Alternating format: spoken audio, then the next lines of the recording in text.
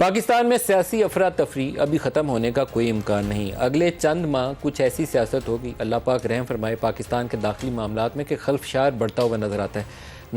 ना सिर्फ सियासी महाज के ऊपर बल्कि मुआशरे के अंदर अबतरी वाली फ़ज़ा है। एक पोलराइजेशन है जिसमें दो हिस्सों में बटा हुआ माशरा है और इक़्तिसादी सूरत हाल उसका अंदाज़ा आप इस तरह लगा सकते हैं कि आज एक ही रोज़ में स्टॉक मार्केट 1200-1400 पॉइंट गिर गई है, डॉलर के अगेंस्ट रुपया और कमज़ोर हो गया और ये ट्रेंड कंटिन्यू करेगा क्योंकि पिछली हुकूमत एक ऐसे मोड पर ख़त्म हुई है कि 45 बिलियन डॉलर के करीब ट्रेड डेफिसिट एक्सपेक्टेड है। रिजर्व हैं आपके पास 10 अरब डॉलर के और आपको 30 जून तक 15 अरब डॉलर मार्केट से उठाने हैं, या सऊदी अरब से लेने हैं, या चाइनीज़ से लेने हैं, या IMF वर्ल्ड बैंक से पैसे मांगने हैं और उसके बगैर आप आगे नहीं चल सकते। जब तक वो डील्स फाइनलाइज नहीं होंगी ये बेयकीनी बरकरार रहेगी।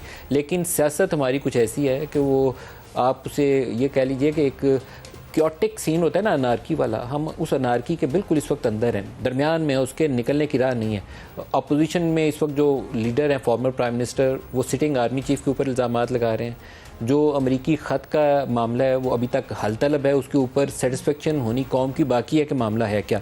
आज शहबाज शरीफ ने कौमी असम्बली में जो तकरीर की उसके अंदर कम से कम एक उन्होंने तस्दीकी जुमला खुद अपने मुंह से अदा कर दिया। उन्होंने कहा कि जो पाकिस्तान के सफ़ीर असद मजीद से नेशनल सिक्योरिटी कमेटी में उनकी बात हुई तो उसके अंदर उन्होंने कहा कि अमरीकी ख़त में उन्होंने धमकी का तज़किरा किया था, साजिश का जिक्र नहीं था किया।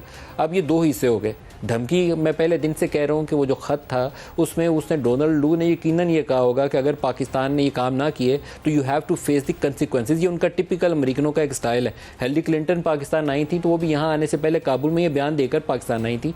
पाकिस्तान को ऐसे ही डील करते रहे, हम उनसे 2-3 अरब डॉलर की इमदाद लेते हैं, वो डंडा हमारे सर पे उठा के रखते हैं हमेशा कि ये काम करो। उसमें हमारी कमज़ोरी का दखल कह रहे हैं, जो मर्ज़ी कह लें। हम इमदाद के लिए फिर तलबगार होते हैं कि अमेरिका से हमें 1 अरब डॉलर का कोई कर्जा माफ़ हो जाए, हमें वैक्सीन 6.25 करोड़ वहाँ से फ्री मिल गई हैं वो मिल जाएँ, कुछ IMF वर्ल्ड बैंक में हमें सपोर्ट मिल जाए, फिर TF में वो हमारे साथ चल पड़े। तो हम उनकी ये धमकियाँ आंखें बंद करके सुनते रहते हैं। ये पहली दफ़ा नहीं है, माजी में भी हमारे साथ 22 करोड़ का मुल्क है, एटमी ताकत है, लेकिन ये सलूक करते रहे हैं। शहबाज शरीफ का वो जुमला सुनिए, वो कह रहे हैं।